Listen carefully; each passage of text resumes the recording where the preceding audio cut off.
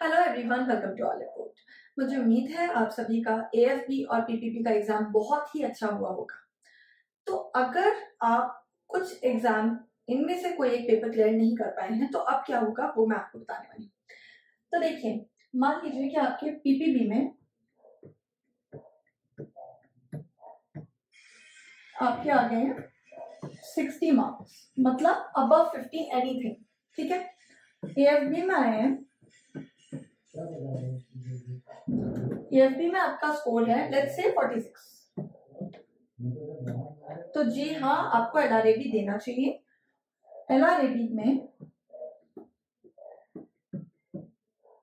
एलआरएबी के पेपर में अगर आप स्कोर कर लेते हैं मिनिमम जो मार्क्स हैं, क्योंकि already you have got 10 marks extra in PPB, तो एलआरएबी के पेपर में आपको 45 प्लस कुछ भी अगर आप स्कोर करते हैं तो you will be able to make it, ठीक है।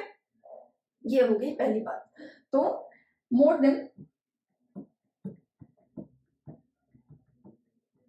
above 45, ठीक है, that's the case in this one.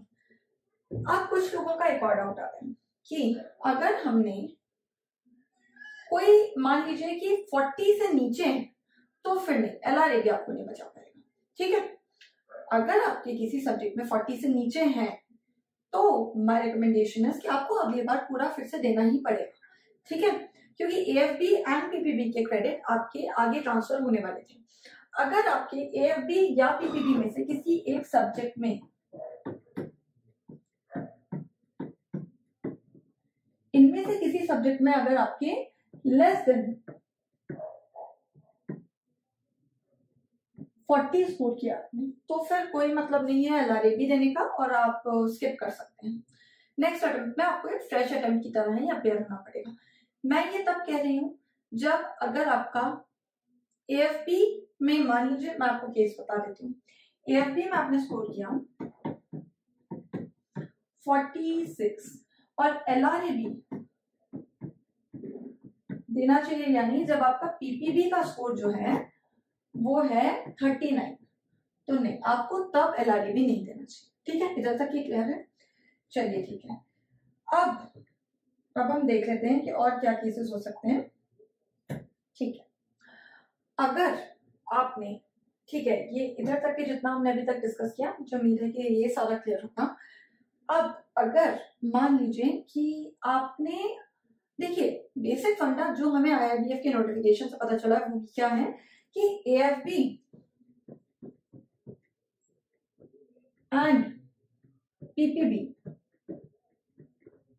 इनके क्रेडिट आपके आगे ट्रांसफर होंगे और एलआरएबी का क्रेडिट आपका आगे ट्रांसफर नहीं होगा। अब जानकारी इतनी मिली है। अब कुछ लोगों को एम्बिगिटी है कि अगर हमने पीपीबी क्लियर कर लिया है, एएफबी क्लियर नहीं कर पाए हैं, मतलब इस अटेम्प्ट में तो पूरा नहीं होने वाला है, और पीपीबी अबव 50 से क्लियर किया है।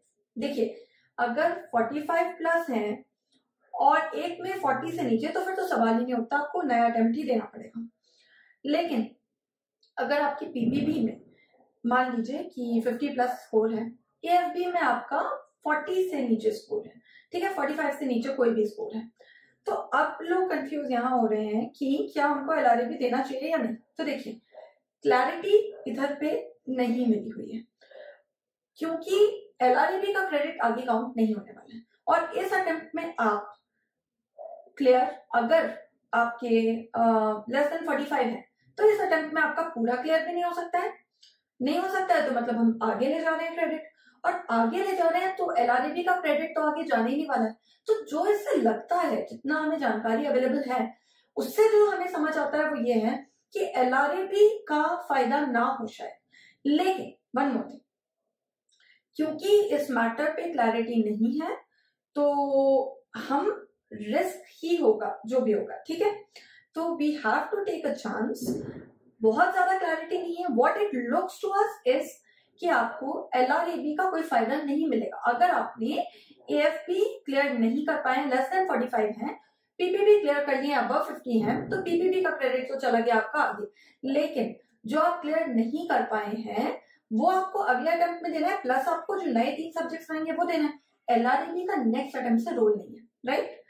तो अब एलआरएबी देना चाहिए या नहीं, उसमें जहां तक कि अभी तक हमको समझ आ पाया है वो ये है कि LRAB आप स्किप भी कर सकते हैं अगर आपका एक पेपर क्लियरली फेल है, less than 45। One more thing very important, अगर आपके 2 सब्जेक्ट में, okay I just remove this,